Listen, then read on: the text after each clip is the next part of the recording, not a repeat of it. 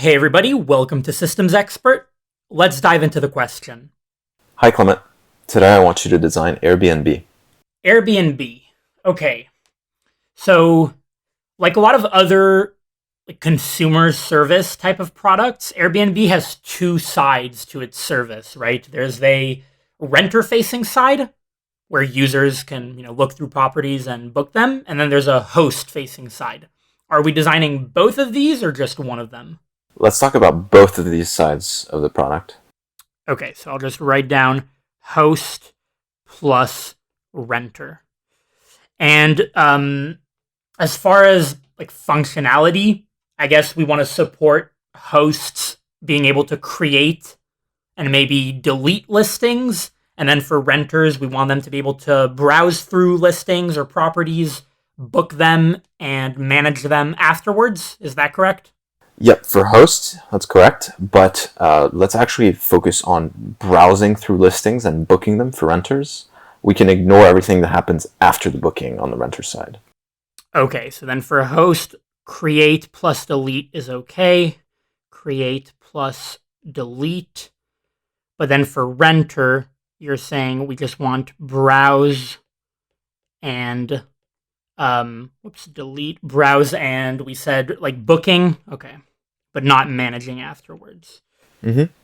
And then for booking, is the idea that when a user is browsing a property, let's say for a specific date range, if they actually book it or start the booking process, that property will get locked so that no one else can look at it? Yes, so more specifically, multiple users should be allowed to look at the same property at the same date range and at the same time without issues. But once a user books a property, you should see it reflected that this property is no longer available for the dates if another user tries to book it for the same time. I see, but so let's imagine that we had two users who are looking at the exact same property for an overlapping date range, for the same week, for example. And one user presses the book now button, at which point, they have to put credit card information or that kind of stuff.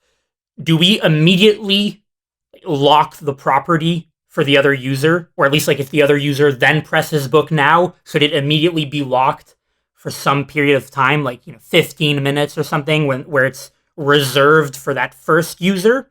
And if that first user then actually proceeds with the booking and pays the website, then the booking or reservation becomes permanent?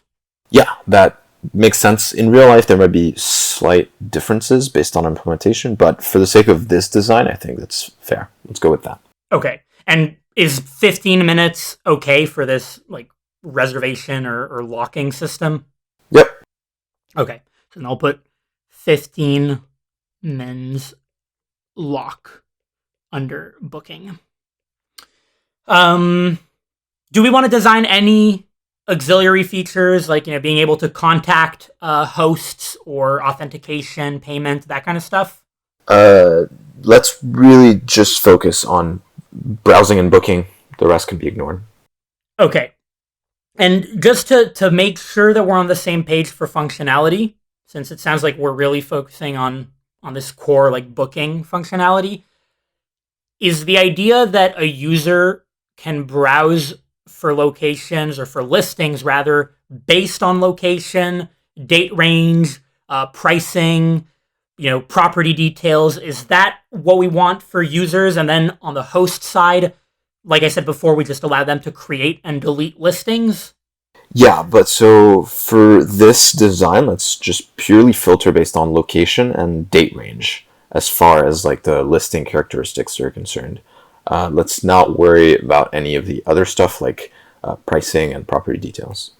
Okay, so then I'll just put geo plus date for what we care about. And for geo or the location, is it fair to assume, or can I design the system by assuming that we'll be storing locations using latitude and longitude, or is it some other way of storing locations? Yeah, latitude and longitude works. Okay. So then maybe a last couple questions that I have as far as systems characteristics, and I guess even the scale of the system.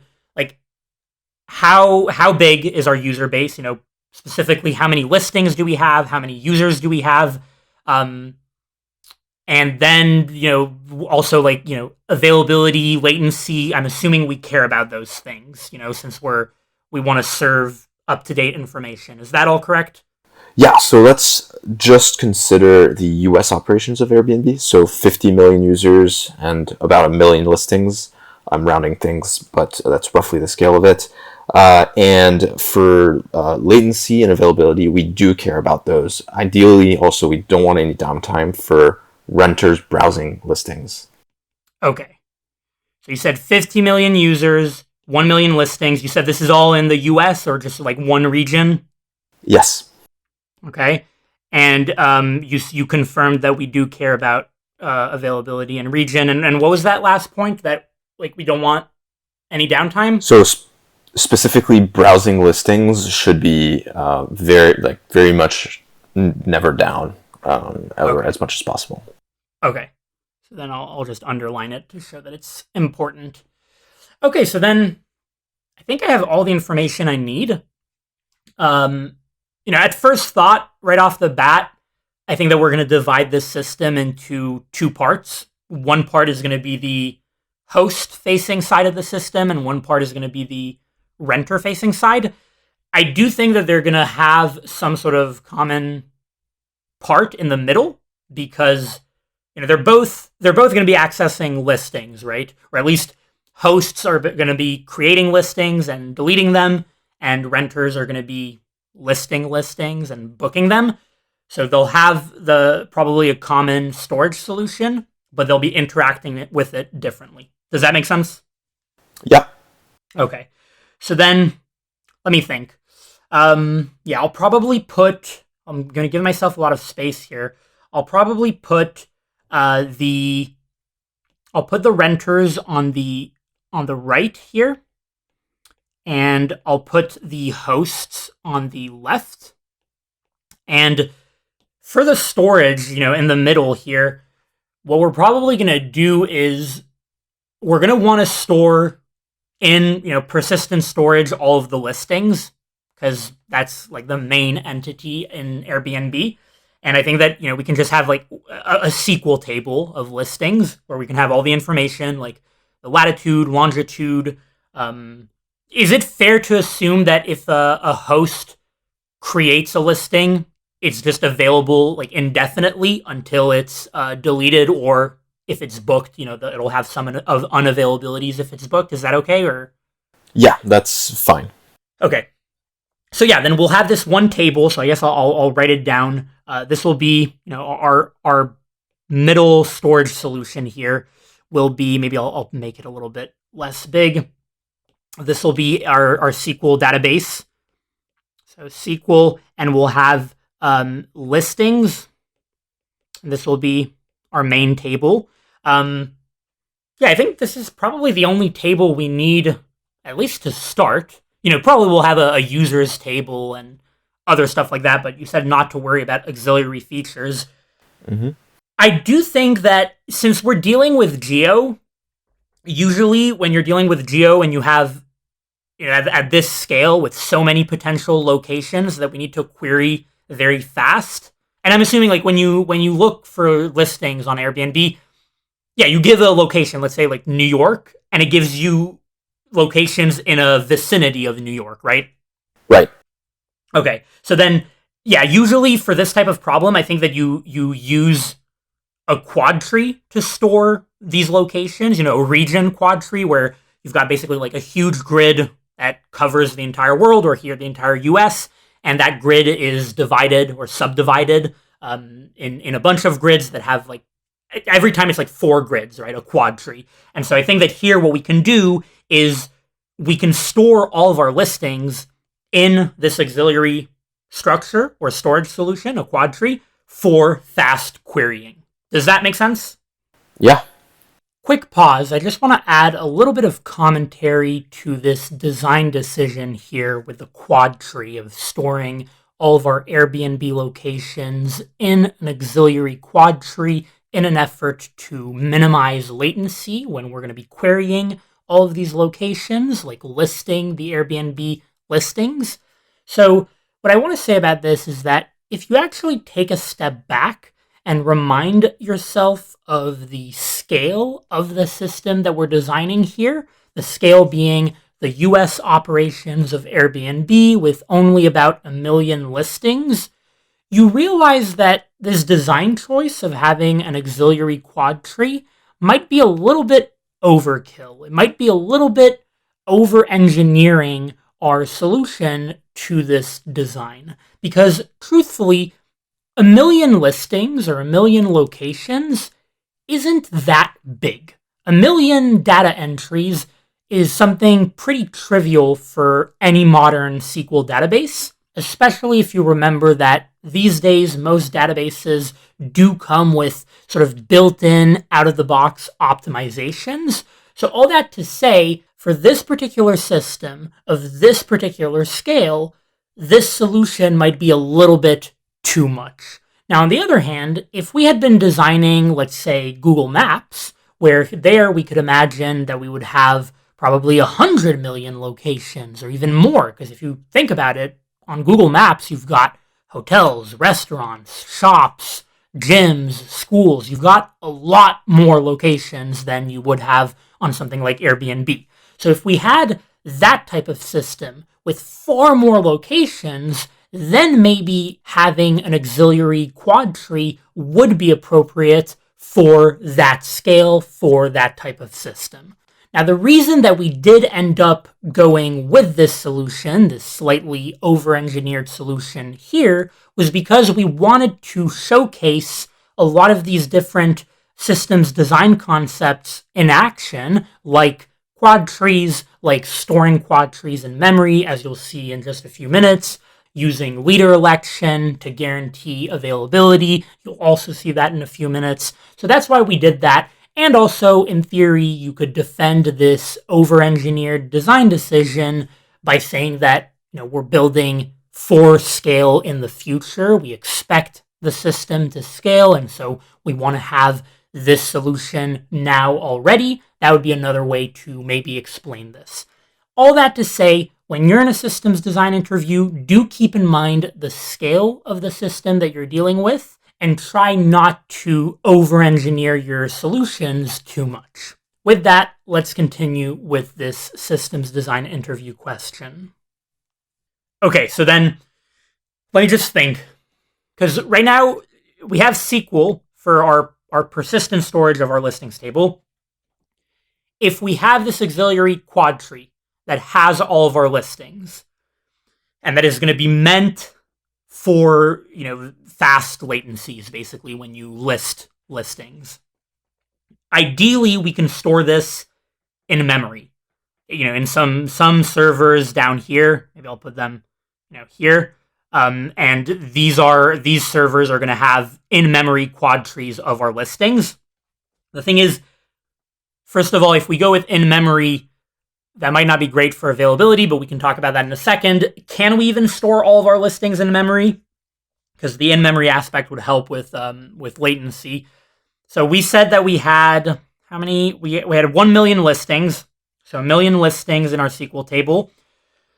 I'm assuming that when you list listings, you obviously want to see a list of listings. So ideally, this quad tree gives the renters all the information that they need to display the listings, the list of listings. In other words, ideally, this doesn't just give IDs of listings and then force the renter to go back to the database. It just gives you all the information. So can we fit information about 1 million listings in this quad tree in memory? So let's see. If we've got 1 million listings, maybe I'll write it down here. 1 million listing, a single listing. So if we have like a list of listings on the UI, what would we want to show? We would want to show like a thumbnail, which can be represented by like a link, an asset link. We can have a title, a little bit of a blurb to describe it. I think that we can give like an upper bound of 10 kilobytes. That actually kind of seems big, but a 10 kilobyte upper bound per listing. So 10 KB per listing.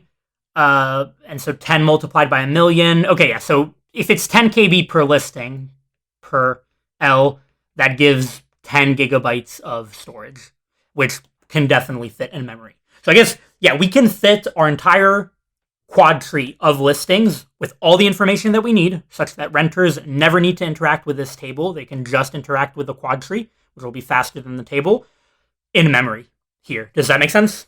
Yeah. No, I think the math is right too. Okay, great. So then that's what we'll do. So this will be our quad tree. Maybe I'll just represent it with one circle. This will be the quad tree. Well, I guess the only thing is if it is in memory, like I said before, we might have availability issues. So I think what we can do here is we can actually represent this quad tree with like a ring, like basically like a leader election type of service where we've got let's go with three for now. We've got three servers, or like geo indexes or whatever you want to call them, that each hold a quad tree or the quad tree of these listings.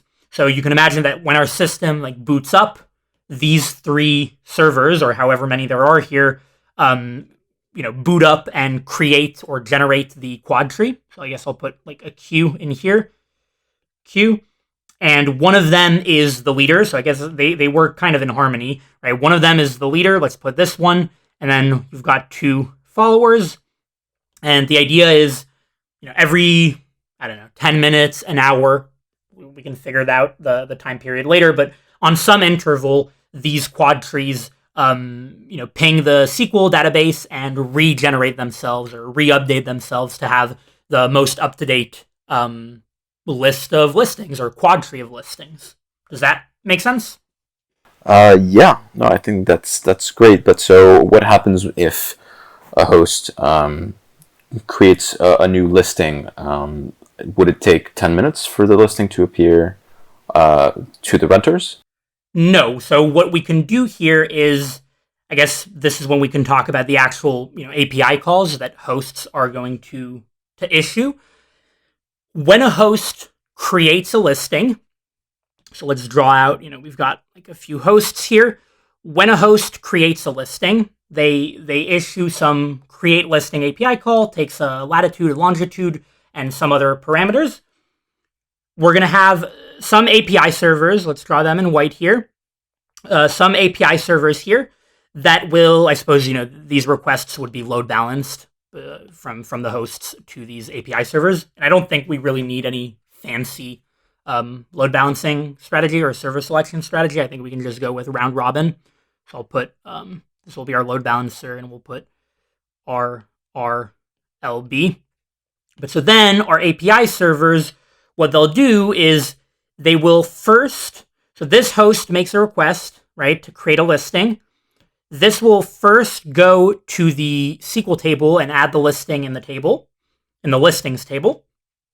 And then synchronously, assuming this succeeds, which will be most of the time, synchronously, it'll then go communicate with our geo index and specifically the leader. And this is where the leader election principle or system kind of works nicely. And it'll directly update the quad tree in the leader.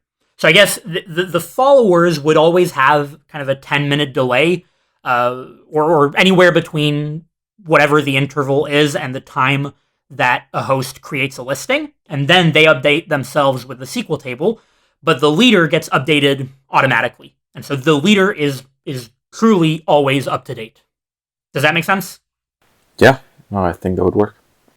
And for deleting a listing, I think we're dealing with the same thing. Like for deleting a listing, the call goes to the listings table, removes the row or sets it. Maybe it's a soft delete, or maybe it's an expiration date for the listing, and then it goes to the leader here and updates it.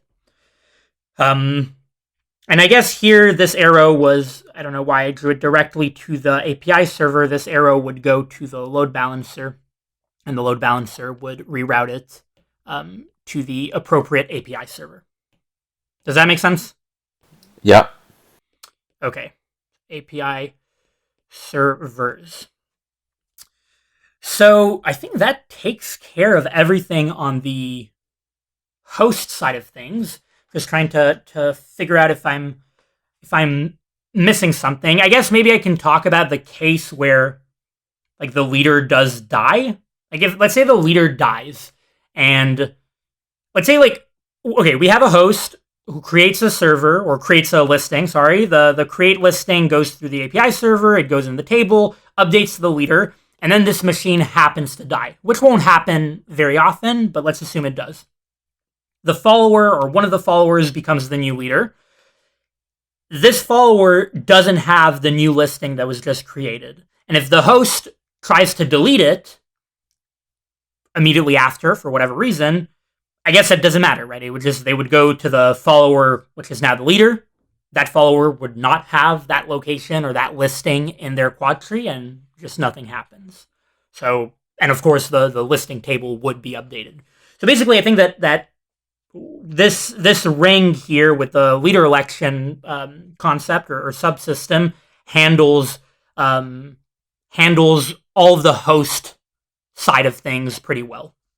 Now, as far as renters are concerned, let's think about the functionality that we want to support. So we said we care about browsing and booking. Browsing and booking. So what does that look like? Well, you've got, so browsing is probably like a list endpoint. So list listings, right? Mm-hmm. And then booking is probably like a book endpoint, or maybe we can call it like reserve listing if we're talking about that locking mechanism, the 15-minute locking mechanism. I guess that if we do have this booking or reservation functionality, we also need a get endpoint because you would presumably click on a listing from the list of listings, and that would fetch you the entire listing. So yeah, I think we're gonna write, and I'll write them down here. We'll have 3 endpoints. There's gonna be, let's just say, let me write them up here: get, reserve, and list.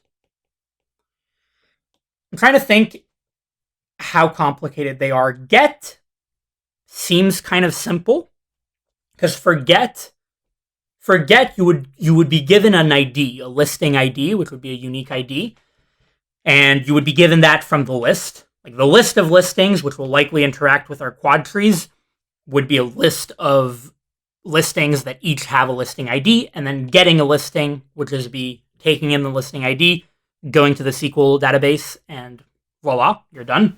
Okay. So I guess I'll probably write, here you've got a set of API servers, and if you've got like a renter here, that renter makes a get call, and that goes to these API servers. We'll probably have some load balancing in the mix, so maybe let me undo this.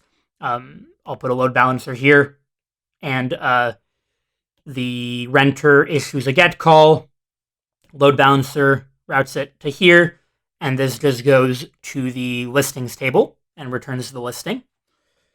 Then for list listings, this is the more complicated one. So if you list listings, let's see. You pass in a location, so latitude, longitude. You pass in a date range, probably other parameters, but you said we don't care about that for now. So we go to the quad trees. And I guess we communicate with the leader. So basically here we do not, like the whole point of the quad trees is for our hosts not to interact with the SQL table when they are getting multiple listings. So yeah, you go to the quad tree, you traverse the quad tree to find the list of listings in the vicinity of your location. By the way, if we're dealing with 1 million listings at most, this quad tree will be very fast to traverse, right? Because like in an ideal scenario, that quad tree is what? Depth, I don't know, 10? Like 4 to the power of 10. 4 to the power of 10 is greater than 1 million, I think. Or it's at least close to it. So basically, like this will be a very fast quad tree to traverse. And once you have all the listings that are in the correct vicinity, I guess you just return them, right? So if you've got a bunch of API servers like here, and I guess let's write another host or renter here rather. This issues a list request, list listings. I guess this would have to go also to the load balancer. Maybe what we can do for the load balancer, if we want to, if we want to simplify things, I'm gonna have every renter API call goes through our load balancer here, but then this load balancer is like API path based. In other words, every GET request goes to these API servers, every list request goes to these API servers, and so on and so forth. Does that sound like reasonable? Yeah, I think especially since these three endpoints will have very different workloads, lists being called a lot more and probably having different functionality. So I think this makes sense. Okay, perfect. So then I'll just put like path based LB. So with path based LB, this goes to the load balancer, and the load balancer reroutes it to these servers, and then these servers communicate with the leader here. So they communicate with the leader, and the leader returns the listings with the location that we said. I'm trying to think if I'm missing anything. You said we don't worry about the other parameters like pricing, because we would probably like have to do some other filtering if we're looking at parameters like pricing or like number of bedrooms or something. You did say we do have to worry about date range, right? Yeah. So like Yeah. if a listing has been booked. Okay. Right. So let's see, how do we handle that? So we know, okay, so our quad trees here have all the information of our listings, and we said that we would probably have in our listings table here like a booking column or something with unavailabilities, or maybe it's another table and we query both tables when we create the quad tree. But the point is the quad tree has a list of unavailabilities for a listing. And those unavailabilities are themselves a list, probably like intervals, timestamp intervals. And if we have a date from our renter, like the renter gives a date of or a date interval of December 1st to January 1st, we can just do probably like a very quick binary search to see if to filter out any location or listing rather that has an overlapping unavailability with the date that the renter provides. That was a mouthful, but does that sound like fine? Yeah, I think that would be fast enough too, so that'd be good. Yeah, and since, like I said, our quad tree will have like a pretty small depth, all things considered, unavailabilities for bookings will be also like fairly small. I would expect that even the most popular Airbnbs that have very short stays, at any given point in time, you probably only have like, I don't know, a dozen unavailable intervals. So, binary search is almost overkill, but we can totally do it here. Right. Point is, this will be very fast. And then we return it to the API servers. And I guess I'm wondering if we can even have like, in-memory caching in these APIs. Or no, I guess no, we don't want caching, because if a host adds a listing, we want like this quad tree, especially the one in the leader, to have very like high fidelity of relevance or of recently updatedness, if that makes sense. So we would run in cache invalidation issues, so no caching. But since this is such a fast query to go down this quad tree and even filter out the unavailable times, that's totally fine. We don't need any caching here. And I guess we will be issuing this request like pretty often, like not only, for every renter who's looking through properties, browsing through properties, but also this will have to be a paginated type of request, right? Because we don't want to return like 1,000 properties. Right. We want to return probably like 50 at most, or 20 or something. So we'll be repeatedly issuing this call, but that should be fine. And I guess to handle pagination, probably we can use like an offset. So let's say our pagination or our page size is 50, or let's say it's 20, then our offset would be 20 on the second page. So we skip the first 20 in our list of available listings, or of like relevant listings. Yeah. If we're on page number 2, an offset of 40, etc. Does that make sense? Yep. I think that's great. Okay. So then maybe I'll just write down here. This is going to be listing. This is going to be get. And this is going to be paginated. Paginated. So now we are left with reserving. The reserve call. The reserve call, yeah, booking. So I guess I'll just add like yet another host to represent that, or another renter, sorry. So if you make a reserve call, what happens? You first need to check, because the reserve call would happen when you click the book now button, right? So two users concurrently looking at the same listing, they sequentially, like in order, they click the book now button. The first one will get the lock, and the second one should basically be told by the system, hey, someone else like is looking at that property, or someone else like booked that property, check again later, or something like that. Okay. For the time frame, assuming they're overlapping. Yeah. So, let me think. So yeah, the reserve call happens there. That means that first it needs to check if there's a reservation, a current reservation for that like time, date range, and for that location, or for that listing ID, because this is based on a listing. And then if there isn't one, it should create a reservation that has an expiration. Okay, so let's see how we handle this. I think what we do is we store reservations in our SQL database. We store a table of reservations. So I'll put reserve here for reservations. A table of reservations. Our renter, when they issue a reserve call, they issue a reserve call. So this arrow here goes here. The load balancer probably routes this to a different set of servers. So we have a new set of servers right here. And these are the reserve servers. Reserve. And here, what they do, they first check the reservation table. So they go to the reservation table and they see, is there a current reservation for not only this listing, but for this time frame or this date range? If there is, throw an error or return, some message to the client, to the renter. If there isn't, then you create a reservation. Mm-hmm. So you create a reservation. That means that you write to this database, to this table.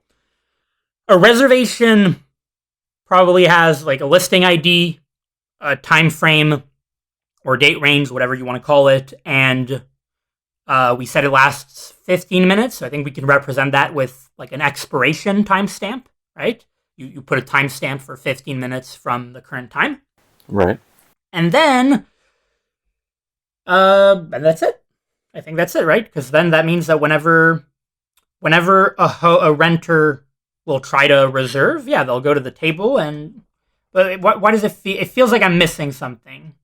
Yes, because it's because in the browse, right? When you browse, you don't want a listing that's unavailable either because it's been booked or because it's being reserved. Or is that okay? Like, do we care if do we care to show something that's been reserved in the browsing? We do. We don't want people to start browsing and looking into the details of the listing if it's already been booked. So we do want the quad tree to be able to filter out things that aren't available for the time frame that the user is looking at. Like even the 15-minute locking period. That's right. Okay.